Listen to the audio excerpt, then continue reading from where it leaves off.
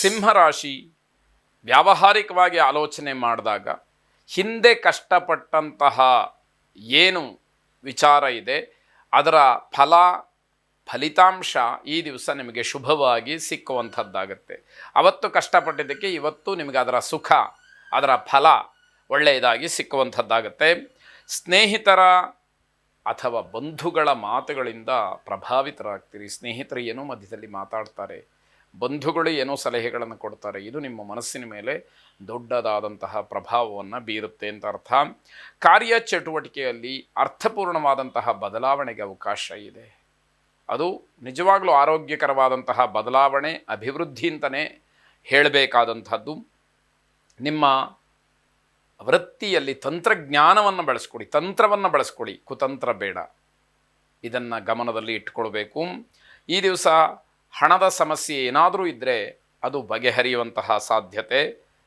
ತಾಯಿಯವರನ್ನು ತುಂಬ ಗೌರವದಿಂದ ಕಾಣಬೇಕು, ಅವರ ಮಾತಿಗೆ ಬೆಲೆಯನ್ನು ಕೊಡಬೇಕು, ಅವರು ಹೇಳಿದ ಹಾಗೆ ನಡ್ಕೊಳ್ಳುವಂಥದ್ದು ಒಳ್ಳೆಯದು ಅನ್ನುವಂಥದ್ದು.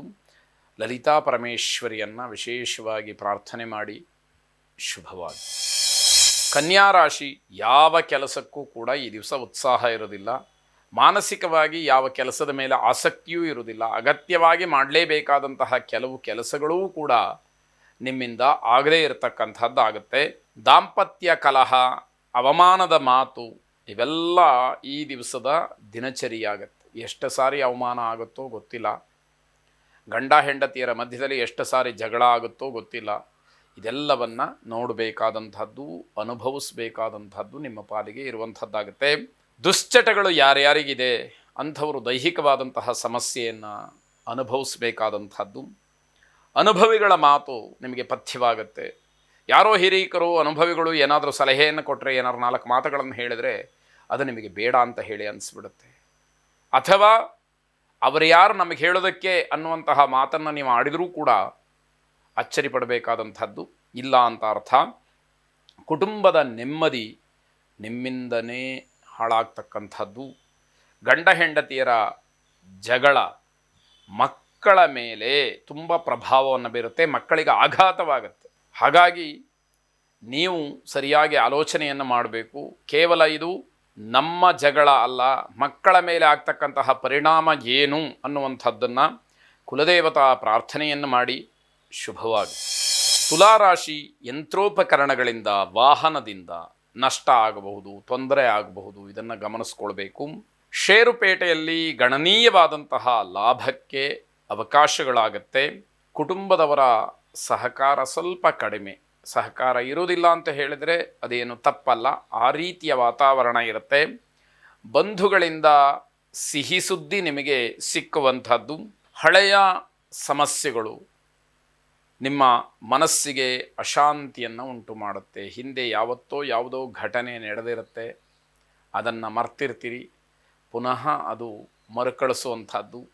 ಅದನ್ನು ಜ್ಞಾಪಿಸ್ಕೊಂಡಾಗ, ಆ ವಿಷಯ ಮುನ್ನೆಲೆಗೆ ಬಂದಾಗ ಬಹಳ ಮನಸ್ಸಿಗೆ ಖೇದವಾಗುತ್ತೆ, ಶಾಂತಿ ಕದಡಿದ ಹಾಗಾಗತ್ತೆ. ಇವೆಲ್ಲವನ್ನು ನೋಡಬೇಕಾದಂಥದ್ದು.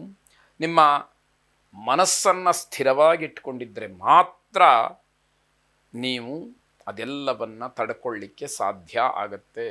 ಸುಖ ಬರಲಿ, ದುಃಖ ಬರಲಿ, ಎಲ್ಲವೂ ಕೂಡ ಒಂದೇ ಅನ್ನುವಂತಹ ಸಮಚಿತ್ತ ಭಾವ ಇದ್ದರೆ ಆಗ ಮಾತ್ರ ಅದನ್ನು ಸಹಿಸ್ಕೊಳ್ಳೋದಕ್ಕೆ ಸಾಧ್ಯ ಆಗುತ್ತೆ. ಅದಿಲ್ಲ ಅನ್ನುವಂತಹ ಮಾನಸಿಕ ದೌರ್ಬಲ್ಯ ಇರುವಂಥವರು ಕಣ್ಣೀರನ್ನು ಹಾಕಬೇಕಾದಂಥದ್ದಿದೆ. ಯೋಗ ನರಸಿಂಹಸ್ವಾಮಿಯನ್ನು ಪ್ರಾರ್ಥನೆ ಮಾಡಿ ಶುಭವಾಗಿ. ವೃಶ್ಚಿಕ ರಾಶಿ ನ್ಯಾಯಾಲಯದ ವಿಚಾರಗಳು ಏನೇ ಇದ್ದರೂ ಕೂಡ ಅವೆಲ್ಲ ಧನಾತ್ಮಕವಾದಂತಹ ತಿರುವನ್ನು ಪಡ್ಕೊಳ್ಳುವಂತಹ ಸಾಧ್ಯತೆ. ಕೆಲಸದಲ್ಲಿ ಬಡ್ತಿ ಸಿಕ್ಕುವಂತಹ ಯೋಗ ಕೆಲವರಿಗೆ ಇರುವಂಥದ್ದು. ವೃತ್ತಿ ಜೀವನದಲ್ಲಿ ಎಡವಟ್ಟನ್ನು ಮಾಡಿಕೊಂಡು ಅಪಮಾನವಾಗುತ್ತೆ, ಎಚ್ಚರಿಕೆ. ಹಾಗಾಗಿ ತುಂಬ ಜಾಗರೂಕತೆಯಿಂದ ಇರಬೇಕಾದಂಥದ್ದು. ಜನ ನಿಮ್ಮಿಂದ ಏನೋ ನಿರೀಕ್ಷೆಯನ್ನು ಇಟ್ಟುಕೊಂಡು ನಿರಾಸೆಗೆ ಒಳಗಾಗಬಹುದು, ಆದರೆ ಅದಕ್ಕೆ ಅವಕಾಶ ಮಾಡಿಕೊಡಬೇಡಿ. ವೈವಾಹಿಕ ಜೀವನ ಉತ್ತಮವಾಗಿರುತ್ತೆ. ಹಾಗೇ ಅದನ್ನು ಉಳಿಸ್ಕೊಳ್ಳುವಂತಹ ಪ್ರಯತ್ನಗಳು ನಿಮ್ಮಿಂದ ನಡೀಲಿ. ಶ್ರೀರಾಮ ಪರಿವಾರ ದೇವತೆಗಳನ್ನು, ವಿಶೇಷವಾಗಿ ಶ್ರೀರಾಮನನ್ನು ಪ್ರಾರ್ಥನೆ ಮಾಡಿ. ರಾಮಾಯ ರಾಮಭದ್ರಾಯ ರಾಮಚಂದ್ರಾಯ ವೇಧಸೆ ರಘುನಾಥಾಯ ನಾಥಾಯ ಸೀತಾಯಾಃ ಪತಯೇ ನಮಃ ಎಂಬುದಾಗಿ ನಿಮ್ಮ ಪ್ರಾರ್ಥನೆ ಇರಲಿ. ಶುಭವಾಗಿ.